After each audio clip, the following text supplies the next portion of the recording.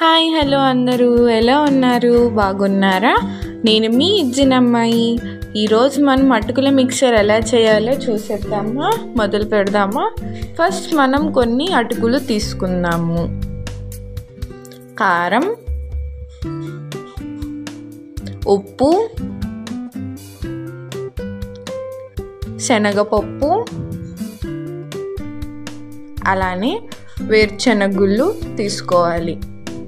ఆ తర్వాత స్టవ్ వెలిగించి మనం బాణీలోకి ఆయిల్ పోసి ఆయిల్ హీట్ ఎక్కిన తర్వాత అటుకులు వేసుకుని అటుకుల్ని ఫ్రై చేసుకోవాలి.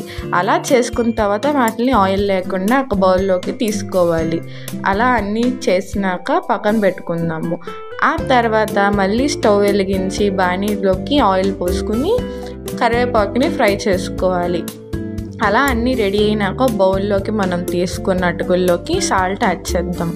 ఆ తర్వాత కారం యాడ్ చేద్దాం, శనగపప్పు యాడ్ చేసుకుందాం. ఆ తర్వాత వేరుశనగుళ్ళు యాడ్ చేసుకుందాం. ఆ తర్వాత కరివేపాకును కూడా యాడ్ చేద్దాం. అలా అన్నీ యాడ్ చేసిన తర్వాత బాగా మిక్స్ చేసుకోవాలి. అలా బాగా మిక్స్ చేసుకుంటే మన హోమ్ మేడ్ అటుకుల మిక్చర్ రెడీ అయిపోయింది అనమాట.